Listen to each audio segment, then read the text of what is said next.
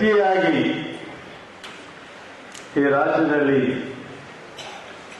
ನೀವು ನಿಂತದ್ದೇ ಆದರೆ ನಿಮ್ಮ ಭವಿಷ್ಯ ಇನ್ನೂ ಬದಲಾವಣೆ ಆಗುತ್ತೆ. ನಿಮ್ಮ ಭವಿಷ್ಯ ಇನ್ನೂ ಬದಲಾವಣೆ ಆಗುತ್ತೆ. ಹೌದು,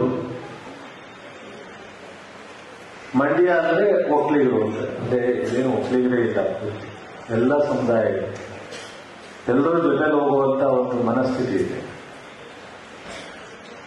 ಆದರೆ ಇವತ್ತು ಕಾಂಗ್ರೆಸ್ ಆಗಲಿ, ಬಿಜೆಪಿ ಆಗಲಿ, ಜೆಡಿಎಸ್ ಆಗಲಿ 70-80 ವರ್ಷ ಆಡಳಿತ ಮಾಡಿದೆಯಲ್ಲ,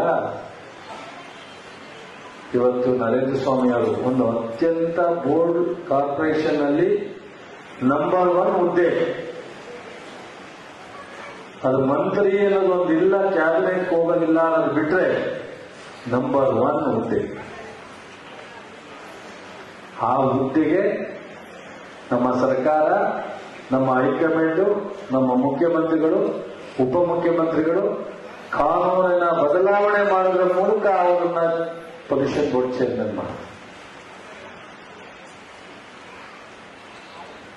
ಹೌದು, ಅವರು ಮಂತ್ರಿ ಆಗಬೇಕು ಅಂತ ಆಸೆ, ಅರ್ಹತೆ ಇದೆ, ಇಲ್ಲ. ಇವತ್ತು 5 ಜನ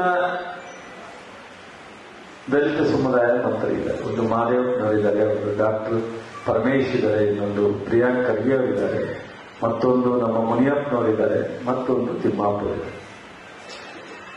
ಹಾಗಾಗಿ ಅರ್ಹತೆ ಇದ್ದರೂ 6 ಜನನ ಮಾಡ್ಲಿಕ್ಕೆ ಆಗದೇ ಇರೋದ್ರಿಂದ ಅವರಿಗೆ ಇವತ್ತು ಈ ಅವಕಾಶ ಕೊಟ್ಟಿದೆ. ಮುಂದೊಂದು ದಿವಸ ಅದೃಷ್ಟ ಆಗುತ್ತೆ. ಇವತ್ತು ಮೂರ್ತಿಯವರು ನಮ್ಮ ಖರ್ಗೆ ಸಾಹೇಬರು ಮಾಡಬೇಕು ಅಂತ ಸೂಚನೆ ಕಳಿಸಿ, ನಾ ಇರೋ ಸತ್ಯನ ಹೇಳಿದೆ. ನಮ್ಮ ಮುಖ್ಯಮಂತ್ರಿಗಳು ಕೇಳಿದ್ರು, ಹೇಳಿದೆ ಸಂಭಾವಿತರಿದ್ದಾರೆ ಮತ್ತು ಬುದ್ಧಿವಂತರಿದ್ದಾರೆ, ಟೆಕ್ನಿಕಲಿ ಸೌಂಡ್ ಇದ್ದಾರೆ, ಆಯೋಗದ ಅಧ್ಯಕ್ಷರು ಮಾಡಿದ್ರೆ ಜುಡಿಷಿಯರಿ ಪವರ್ ಇದೆ, ಒಳ್ಳೇದಾಗುತ್ತೆ, ಮಾಡಿ ಸರ್. ಆ ಸ್ಥಾನಕ್ಕೆ ಒಂದು ಗೌರವ ತಂದುಕೊಡ್ತಕ್ಕಂಥ ಯೋಗ್ಯರಿದ್ದಾರೆ. ಯಾರಿಗೋ ಮಾಡೋ ಬದಲು ಮಾಡಿ ಒಂದು ಅವಕಾಶವನ್ನ ಮಾಡೋದು. ಆದರೆ ಸ್ಥಳೀಯ ಓಡಾಡುವಂತ ದಲಿತ ಸಮುದಾಯಕ್ಕೆ ಏನಾದ್ರು ಒಂದು ಮಾಡಬೇಕಲ್ಲ, ಒಂದು ದಲಿತರಿಗೆ ಕೊಡಬೇಕು ಅಂತ ಹೇಳಿ ಅವರು ಕೊಟ್ಟಾಯ್ತು ಮಂಡ್ಯದಿದೆ. ಮತ್ತೆ ಇನ್ನೊಂದನ್ನ ಕೊಡೋದಕ್ಕೆ ಅಂತ ಅವಾಗ ನಾನು ಮತ್ತೆ ಹೋಗೋದು ಇಲ್ಲ, ಏನಾದ್ರು ಒಂದು ವಿಜಯಲಕ್ಷ್ಮಿಗೂ ಮಾಡಬೇಕು ಸರಿ ಅಂತ ಮಾಡಿ ಒಂದು ಆರ್ಡರ್ ಮಾಡಿ 2ನೇ ದಿವಸಕ್ಕೆ ಉಪಾಧ್ಯಕ್ಷರಾಗಿ ಆದೇಶವನ್ನ ಕೊಟ್ಟರು. ಹಾಗೆ ನಮ್ಮ ರವಿ ಗಣಿಗ ಅವರು ಬಹಳ ಒತ್ತಡ ಬಯಸ್ಕೊಂಡಿದ್ದಾನೆ, ಕೆಲವ್ರ ಹತ್ರ ಧಿಕ್ಕಾರ ಅನಿಸ್ಕೊಂಡಿದ್ದಾನೆ. ನನ್ನ ಹತ್ರನೂ ಬಂದು ಒಬ್ಬ ಹಾಕಿದ್ರು. ಪ್ರಕಾಶನ್ ಮಾಡೋದ್ರಲ್ಲಿ ಒಂದು ಕಡೆ ಸಂತೋಷ ಪಟ್ಟರೆ ಅವನು, ಇನ್ನೊಂದು ಕಡೆ ಒತ್ತಡದ ಸಾಕಷ್ಟು ಇದನ್ನ ಅನುಭವಿಸಿದ್ದಾನೆ ರವಿ. ಹಾಗಾಗಿ ಪ್ರಕಾಶನ್ ನಮ್ಮವರ ಅಧ್ಯಕ್ಷರಾಗಿ ಸ್ವಲ್ಪ ದಿವಸ ಮಾಡಲೇಬೇಕು ಅಂತೇಳಿ ಕಟ್ಟುನಿಟ್ಟಾಗಿ ನಿಂತು ರವಿಕುಮಾರ್ ಅವರು, ನಾನು ಸಹ ಒತ್ತಡವನ್ನ ತಡೆಯಲಿಕ್ಕೆ ಆಗ್ತಿರ್ಲಿಲ್ಲ.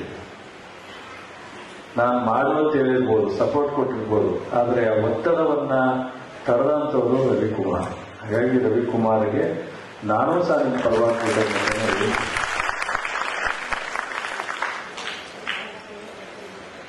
ಇವತ್ತು ಆತ್ಮಣ್ಣವರು ಕೊಟ್ಟಿದ್ದೀವಿ, ಡಾಕ್ಟರ್ ಕೃಷ್ಣ ಅವರು ಕೊಟ್ಟಿದ್ದೀವಿ, ರಮೇಶ್ ಬಾಬು ಮಂಡಿಸಿದೇವರು ಕೊಟ್ಟಿದ್ದೀವಿ, ಹಿಂದುಳಿದವರು ನಾಗೇಂದ್ರ ಅವರು ಕೊಟ್ಟಿದ್ದೀವಿ, ಸಿ.ಡಿ. ಗಂಗಾಧರ್ ಅವರ ಅಧ್ಯಕ್ಷರಾಗಿ ಕಾಂಗ್ರೆಸ್ ಮಹಾನ್ ನಾಯಕರು ಎಸ್.ಎಂ. ಕೃಷ್ಣ ಅವರು, ಮಹದೇಗೌಡರು, ಚೌಡಯ್ಯನವರು ಆಡಳಿತ ಮಾಡೋ ಸಂದರ್ಭದಲ್ಲೂ ಸಹ ಇಷ್ಟು ಜನಕ್ಕೆ ಚೇರ್ಮನ್ ಸಿಕ್ಕಿರಲಿಲ್ಲ, ಇವತ್ತು ಸಿಕ್ಕಿಲ್ಲ. ಆದರೆ ಇನ್ನೂ ದಾರಿನಲ್ಲಿ ಬೆಳಗ್ಗೆಯಿಂದ ಬೈತಾನೆ ಇರ್ತೀರ ನಮಗೆ, ನಮ್ಗೇನು ಮಾಡಿಲ್ಲ, ನಮ್ಗೇನೋ ಮಾಡಿಲ್ಲ. ಸತ್ಯ, ನಿಮ್ಗೆ ನೋವು ಆಗುತ್ತೆ. ವಿಜಯಲಕ್ಷ್ಮಿ ಸಿಕ್ಕದ್ ನನಗೇನಾಯ್ತಣ್ಣ, 32 ಸಿಕ್ಕದ್ ನಮ್ಗೇನಾಯ್ತಣ್ಣ, ನಮ್ಗೇನು, ನೀವು ಕೇಳೋದ್ರಲ್ಲಿ ತಪ್ಪಿಲ್ಲ. ಆದ್ರೆ ಎಷ್ಟು ಜನಕ್ಕೆ ಒಂದೇ ಬಾರಿ ಎಲ್ಲವನ್ನೂ ಮಾಡಲಿ ಸರ್, ತಪ್ಪು ತಿಳ್ಕೋಬೇಕು.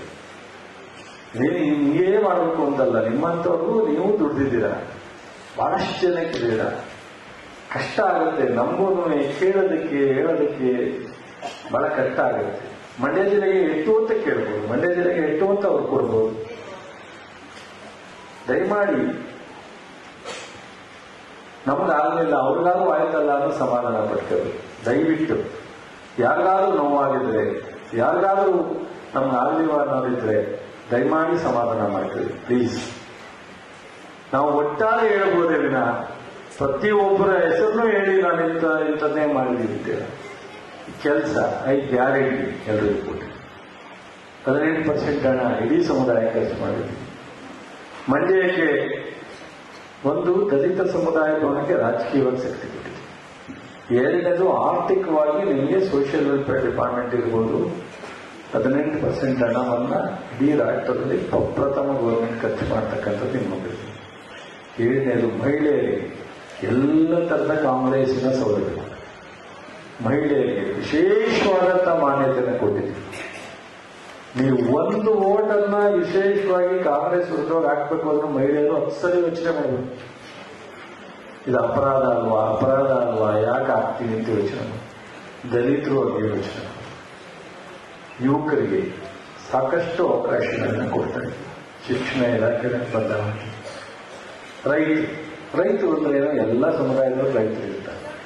ಅದರಲ್ಲಿ ಮಂಡ್ಯ ಜಿಲ್ಲೆಯಲ್ಲಿ ಹೆಚ್ಚು ಒಕ್ಕಲಿಗರ ರೈತರು ಬಹುಪಾಲು ಮೇಜರ್ ಶೇರ್. ನಿಮ್ಗೊಂದು ಯೂನಿವರ್ಸಿಟಿನೇ ಮಾಡಿದ್ವಿ. ನಿಮಗೆ ಹಾಲಲ್ಲಿ ಸಹಾಯಧನ ಕೊಡ್ತೀವಿ 5 ರೂಪಾಯಿ, ನಿಮಗೆ 5 ಲಕ್ಷ ರೂಪಾಯಿ ಸಬ್ಸಿಡಿ ಕೊಡ್ತೀವಿ, ದೊಡ್ಡ ಬಡ್ಡಿ ಇಲ್ಲದ ಸಾಲ. ಕೃಷಿನಲ್ಲಿ ಬೇಕಾದ ಸಬ್ಸಿಡಿ ಕೊಡ್ತೀವಿ.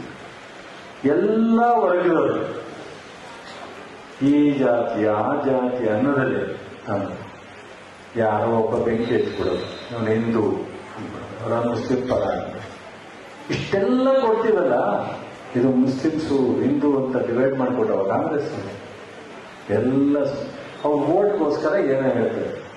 ಅದನ್ನ ನೀವು ಕೇಳ್ತೀರಾ? ನೋಡಕ್ಕೆ ದುರಂತ.